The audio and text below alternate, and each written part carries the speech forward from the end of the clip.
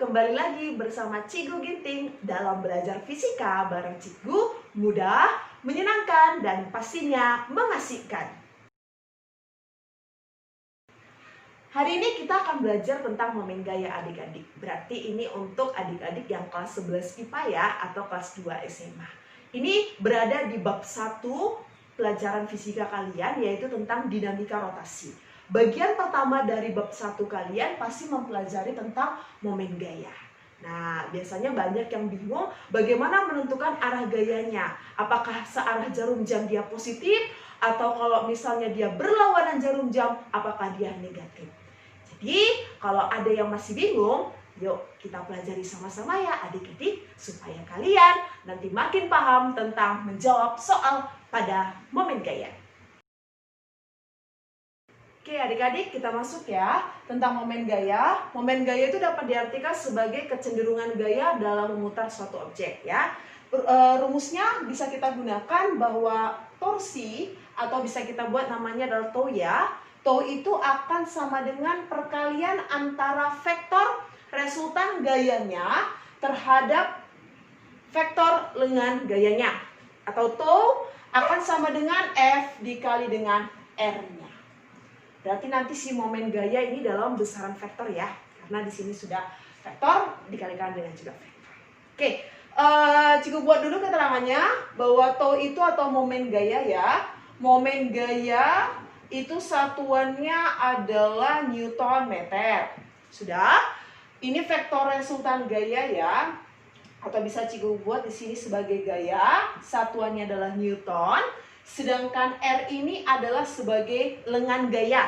Atau bisa Cikgu buat jarak gaya terhadap porosnya.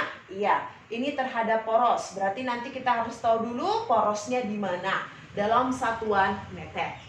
Oke, sudah tahu kalian rumusnya, berarti kalian harus tahu dulu syaratnya. Syarat supaya bisa kita menentukan arah gayanya ya. Sebelum kita bisa menentukan arah gayanya, harus tahu dulu apa syaratnya. Oke, syaratnya yang harus kalian tahu itu adalah bahwa vektor resultan gayanya terhadap si lengan gayanya itu harus tegak lurus adik-adik. Iya, harus tegak lurus. Jadi kalau nanti si gaya sama si lengan gayanya belum tegak lurus, berarti kalian harus cari komponen vektornya. Berarti kalau komponen vektor itu pelajaran kelas berapa ya? Ya, pelajaran kelas 10 ya, tentang vektor yang kemarin masalah sinus sama kosinus ya, AX sama AY-nya. Ya, bisa A kali sin alfa atau A kali cos alfa. Tergantung gimana sudut alfanya ya. Oke, ini syaratnya. Jadi kalau nanti sudah dapat syaratnya, sudah kalian lihat bahwa si F ternyata tegak lurus terhadap si lengan gayanya, maka baru bisa kita buat penentuan arah gayanya. Iya, penentuan arah gayanya. Untuk masalah penentuan arah gaya, ini sebenarnya tidak ada ketetapan. Jadi kalian boleh random. Terserah kalian, asal dari awal sampai akhir itu kalian buat penentuannya atau penetapannya. Oke, kalau versi Cikgu adalah seperti ini. Jadi kalau nanti Cikgu buat F-nya bernilai positif, itu ketika nanti si gayanya bergerak searah jarum jam. Ya, bergerak searah jarum jam. Kemudian kalau nanti F-nya bernilai negatif, berarti ketika si gayanya tadi bergerak berlawanan jarum jam. Bergerak berlawanan jarum jam. Jadi nanti boleh kalian buat F-nya negatif, tapi dia searah jarum jam, atau F-nya positif, berarti dia berlawanan jarum jam. Terserah kalian, tapi versi Cikgu adalah seperti ini ya, adik-adik. Oke, nah. Setelah kalian dapat rumusnya, sudah dapat tahu tentang syaratnya, sudah tahu tentang arahnya, baru bisa kita masuk ke bagian analisis soalnya. Sebelum kita masuk ke contoh soalnya dulu ya adik-adik. Oke adik-adik, kita masuk ke analisis soalnya ya. Jadi di sini ada suatu batang dikenakan oleh 3 buah gaya. Kita di sini mencari berapa besar momen gaya totalnya ya adik-adik. Nah, hal yang pertama kali kalian cari adalah pasti menentukan arahnya. Arahnya bagaimana? Apakah dia positif atau negatif ya? Oke, kita buat seperti ini dulu. Kita beranjak dari F1. Nah, lihat F1. F1-nya berada tepat di titik porosnya. Jadi kalau nanti ada gaya letaknya pas di titik porosnya, berarti dia tidak akan memiliki yang namanya momen gaya atau torsinya akan sama dengan 0. Bisa ya adik-adik? Berarti nanti di sini kita hapus saja F1-nya karena nggak ada momen gayanya. Paham ya? Oke, next F2. F2-nya bagaimana? Apakah positif atau negatif? Lihat analisisnya seperti ini. Ini batang yang tadi Cikgu buat ya. Kita buat ini batangnya. Kemudian F2-nya didorong bagaimana? Ke bawah, berarti kita buat dorong ke bawah. Atau Cikgu buat seperti ini, biar paham. Ini batangnya tadi ya, Cikgu tekan ke bawah atau beri gaya ke bawah. Lalu bagaimana pergerakannya? Apakah dia searah jarum jam atau berlawanan jarum jam ini adik-adik? Iya, berarti kalau tekan ke bawah, berarti dia akan searah jarum jam. Berarti nanti di sini akan bernilai positif. Bisa ya, searah jarum jam ya. Oke, lanjut. Sekarang si F3-nya. F3-nya ke atas. Berarti kita buat seperti ini. Lihat, sub. Ayo, apa yang terjadi? Searah atau berlawanan? Mantap. Berlawanan. Berarti kalau berlawanan berarti di sini akan bernilai negatif. Sudah dapat? Berarti bisa kita tentukan dulu jarak gaya terhadap poros atau si R-nya ya. Oke, berarti kalau menentukan R2 dari mana ke mana nih? Ya, dari gaya terhadap poros. Berarti dari sini ke sini ya. Ini sebagai si R2-nya, sedangkan ini sebagai R3-nya. Berarti bisa kita dong eksekusi jawabannya. Berarti nanti totalnya akan sama dengan tau 2 ditambahkan dengan tau 3. Bisa ya?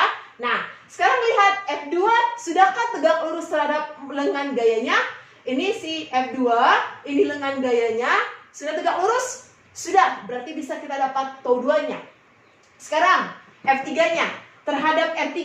Sudahkah tegak lurus? Belum. Berarti harus cari komponen vektornya. Karena syaratnya adalah F dengan R harus tegak lurus. Kalau belum, berarti buat komponen vektor gayanya. Berarti komponen vektor yang mana yang bisa menghasilkan dia dengan tegak lurusnya? Berarti dia komponen vektor si F3Y. Berarti kalau F3Y pakai apa? Sinus atau kosinus? Ini alfanya. Berarti pakai sinus. Nanti bisa kita eksekusi ya adik-adik. Kita buat sini F2 kali R2. Paham? Oke. Ini positif atau negatif? Negatif. Berarti langsung kita buat F3 kali. Kalau Y berarti apa ini? Sinus apa kosinus? Sinus alfa kali dengan R3-nya. Tinggal masukkan angkanya berapa besar. Oke, karena kalian sudah tahu tentang analisis soalnya, berarti bisa kita masuk ya adik-adik tentang contoh soalnya. Oke, kita masuk ke contoh soalnya ya adik-adik. Nah, di sini ada soal, perhatikanlah gambar berikut katanya. Jadi di sini ada suatu batang, batangnya diberikan 3 buah gaya. Tiap antar titiknya jaraknya sama, sebesar 1 meter.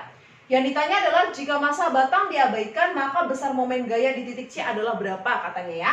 Nah, patokan kita adalah di titik C, berarti kita bulatkan dulu agar nanti bisa kita tentukan berapa besar jaraknya atau lengan gayanya. Oke, pertama tentukan dulu arahnya, arah gayanya apakah positif atau negatif. Nah, kita beranjak dari F1 ya adik-adik. Nah, F1-nya ke atas, berarti kalau ke atas bagaimana terhadap poros, bagaimana arah gayanya? Berarti kalau ke atas, searah jarum jam ya. Searah jarum jam berarti positif. Bisa ya? Oke, lanjut. F2-nya bagaimana? Ayo. Positif juga ya? Masih searah jarum jam ya? Ya, masih searah jarum jam berarti ini positif. Ayo, bagaimana F3-nya? Kita lihat ya. Iya, F3-nya berlawanan jarum jam berarti nih negatif. Atau kalau mau cara singkatnya supaya kalian harus lagi pakai batang kan cikgu bingung, nanti kami nggak ada lagi spidol atau pulpen, nanti bagaimana cara mengapainya? Atau berimajinasi kami kurang bisa cikgu. Nah, cara gampangnya adalah seperti ini. Ini F1. Patokan kita di mana? Titik C. Bisa ya? Nah, bagaimana arahnya? Seperti ini. Cara simpelnya ya, versi cikgu ya. F1 mau pergi ke titik C. Lebih cepat mana dia bergerak? Apakah lebih cepat dia bergerak berlawanan jarum jam atau searah jarum jam? Lebih cepat dia kalau searah kan? Berarti positif. Pas nggak? Pas ya? Simple kali. Yuk kita buat lagi. F2. Mau pergi ke titik C. Ayo. Lebih cepat mana dia bergerak? Searah atau yang berlawanan? Searah lah. Orang langsung cepat langsung ke titik C kan? Berarti positif? Iya, mantap. Lanjut. F3. Mau pergi ke titik C. Nah, kalau bingung kalian buat dia proyeksikan. Kita buat dia titik-titik garis putusnya. Ini si F3. Bisa? Nah, F3 mau pergi ke titik C. Lebih cepat mana dia bergerak?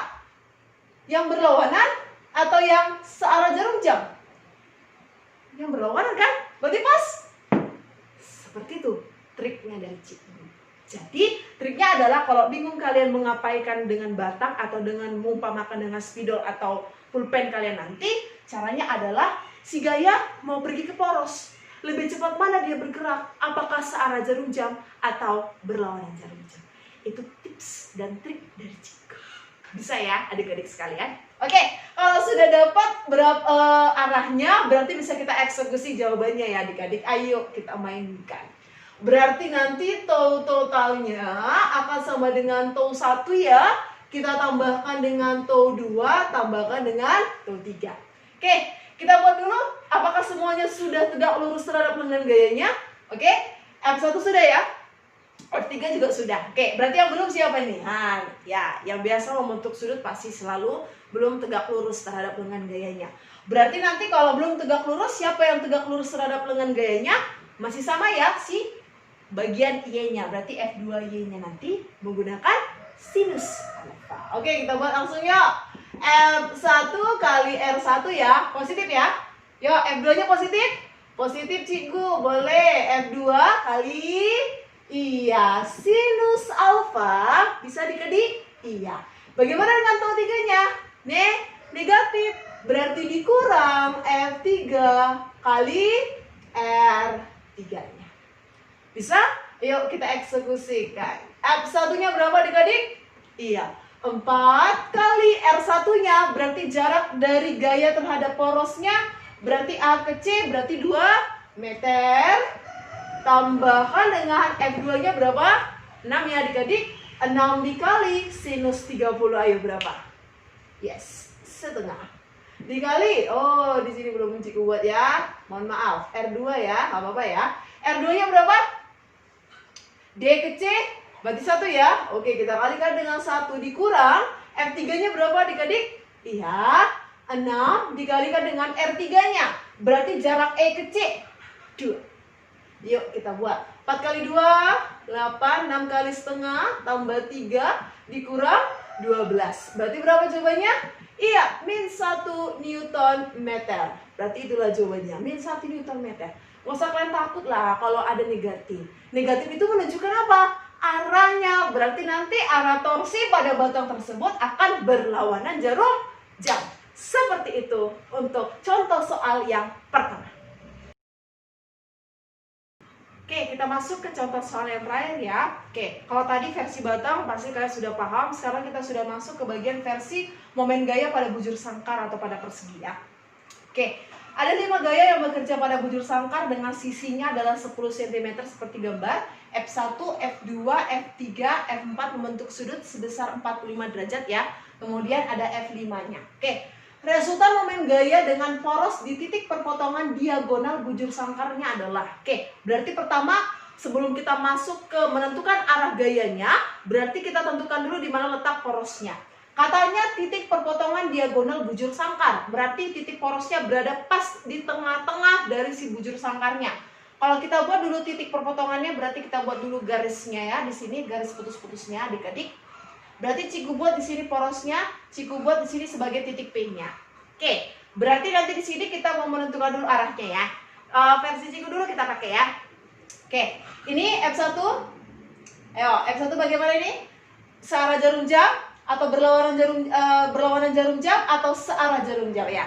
Kalau misalnya kalian bingung, ini bagaimana pas kena kali dengan bidangnya, kita buat dia garis hayalnya ke bawah. Kan ini ke bawah, berarti kita buat di sini ya. Inilah sebagai F1-nya. Mau pergi ke titik P, lebih cepat mana dia bergerak? Apakah searah jarum jam atau berlawanan jarum jam? berlawanan ya. Lebih cepat dia bergerak berlawanan, berarti F1-nya akan bernilai negatif. Bisa ya? Oke, kalau masih belum paham, ayo kita tes lagi F2-nya. F2-nya kena ke bidang, masih bingung cikgu? Boleh, kita buat garis hayalnya sampai ke sini, kita perpanjangkan. Berarti bagaimana ini? Lebih cepat mana dia bergerak? Searah jarum jam atau berlawanan jarum jam? Berlawanan, lebih cepat dia bergerak, berarti di sini negatif. F2-nya masih negatif. Lanjut F3-nya ya. Ayo pelan-pelan. Kena ke bidang, kita buat garis hayalnya ke atas. Ayo, lebih cepat mana dia bergerak? Berlawanan atau searah? Berlawanan atau searah? Ya, berlawanan ya. Iya, negatif. Kalau masih belum paham adik-adik boleh ya, boleh dibuat garis bantunya. Bisa ya? Lanjut F4. Nah, F4-nya bagaimana nih? Apakah dia sudah membentuk tegak lurus terhadap si bidangnya? Ayo, kira-kira sudah atau tidak? Oke, kalau misalnya kalian rasa belum, nggak apa-apa. Boleh kita buat sebagai ini F4Y, boleh ya. Ini juga boleh sebagai F4X-nya. Nggak apa-apa kalau belum paham kalian. Tapi kalau cikgu rasa ini F4 pasti sudah tegak lurus terhadap bidangnya. Tapi kalau belum, nggak apa-apa kalian proyeksikan. Oke, kita proyeksikan, sudah kita proyeksikan antara X sama Y. Kita masuk ke X-nya ya. Ayo, X-nya mau pergi ke titik V. Lebih cepat mana dia bergerak kira-kira? Searah atau berlawanan? Nampak ya, langsung berlawanan ya. Berarti ini nih, negatif. Ini sih gue buat warna biru ya, biar nggak bingung untuk si F4X. Ayo lanjut ke F4Y. Lebih cepat mana dia bergerak? Sama nggak dengan F1 tadi? Sama ya, karena dia perpanjangannya ke bawah, berarti ini juga akan negatif. Kalau kalian sudah proyeksikan antara F4X sama F4Y, berarti F4-nya nggak lagi dipakai, karena sudah komponen vektornya. Jadi jangan 3 dibuat ya, hanya 2 komponen vektornya. Paham ya adik-adik? Oke, mantap. Nah F3, kan nggak kena bidang kan? Nggak ya, berarti udah tahu ya. Ayo, lebih cepat mana dia bergerak? Ke titik P. Searah atau berlawanan? Searah, berarti di sini positif. Bisa? Berarti hanya si F5 yang bernilai positif. Oke, setelah dapat kita masukkan yuk ke rumusnya. Berarti nanti T total akan sama dengan T1, bukan T ya, sorry, T total sama dengan T1 tambah T2 tambah T3 tambah T4X tambah T4Y tambah T5. Saya, ini T ya. Nanti kalian pikir pula lagi T. Tuh. Oke, kita buat ya. Jaraknya dulu sebelum masuk ke jawabannya. Oke, ini jaraknya perpotongan diagonal, berarti semua jaraknya sama. Berarti kira-kira berapa jaraknya yuk? Ya, nanti jaraknya ini semuanya sama ya. R1 sama dengan R2 sama dengan R3 sama dengan R4X sama dengan R4Y sama dengan R5. Berarti sama dengan berapa ini? Ya, 5 cm. Karena diagonalnya berarti setengahnya ya. Kalau setengahnya berarti setengah dari sisinya 10 cm berarti 5. Jangan lupa diubah ke meter. Berarti jadi berapa ini adik-adik? 0,05 meter. Berarti bisa dong. Kita langsung eksekusi ya. Ayo. Pelan-pelan ya. Yuk kita buat. F1-nya bernilai positif atau negatif? Iya, negatif. F1 kali F1. Bisa? F2? Negatif. F2 kali F2. F3? Negatif. F3 kali F3. X. Cos apa sih? Iya, cos. F4 kali cos alfa kali R4X. R4X sama R4Y sama ya. Jaraknya kan Kak tadi Ciku bilang semua jaraknya sama. Kemudian sudah tidak muat, kita buat di sini ya. Dikurang F4 kali sin alfa kali R4Y. Boleh ya? Kita tambahkan dengan F5 kali R5-nya. Bisa dong, kita eksekusi langsung ya. Kita masukkan angkanya langsung yuk, pelan-pelan. F1-nya berapa adik-adik? 10. Jangan lupa minusnya ya. Kali dengan R1-nya berapa? Ya, 0,05 kurang. Ayo F2-nya berapa? 4 kali 0,05 kurang. F3-nya berapa? 10 10 kali 0,05 dikurang F4-nya berapa? Ya, 5 akar 2 kali cos 45. Setengah akar 2 kali 0,05. Jaraknya ya. Kita kurangkan lagi di sini karena nggak muat, terlalu panjang. M4-nya tadi berapa, Adik? 5 akar 2 kali sin alfa. Alfanya 45. Sin 45? Ya, sama ya. Setengah akar 2 kali 0,05. R4I-nya kan? Tambah R5-nya berapa, Adik? Iya, 9 tambah R5-nya berapa, Adik? Sama ya, 0,05. Gampang sekali. Yuk kita eksekusi yuk. Pelan-pelan. Min 0,5. Pas ya? Min 0,2. Pas ya? Min 0,5. Pas ya? Min 0,25. Pas ya? Bersama ya? Min 0,25. Pas ya? Tambah 0,5. Ayo, berarti berapa nih total kita adik-adik? Sama dengan negatif 1,25 Newton meter. Berarti apa jawabannya? Ya, jawabannya adalah N4. Seperti itu untuk mengerjakan soal momen gaya pada bujur sakar ataupun persegi. Jadi seperti itu adik-adik untuk pembahasan tentang momen gaya. Intinya adalah masalah penentuan arah gayanya itu terserah. Boleh kalian ikuti arah sesuai dengan cikgu. Kalau F-nya positif berarti dia searah. Ataupun boleh juga kalian buat kalau F-nya positif berarti dia berlawanan. Itu tidak masalah. Yang penting kalian konsisten dalam penggunaan arahnya. Kemudian untuk menentukan arahnya seperti yang Cikgu bilang tadi ya, trik dari Cikgu ya. Bagaimana menentukan arahnya ya, biar lebih gampang daripada kalian buat analisisnya seperti yang tadi. Saya, adik-adik sekalian. Nah, untuk itu dulu pertemuan kita pada kali ini untuk membahas tentang momen gaya di pelajaran kelas 11 IPA. Nantikan tips dan trik selanjutnya untuk materi fisika yang lainnya untuk kelas 11, 10, ataupun kelas 12. Belajar fisika bareng Cikgu mudah, menyenangkan, dan pastinya mengasihkan. Salam fisika!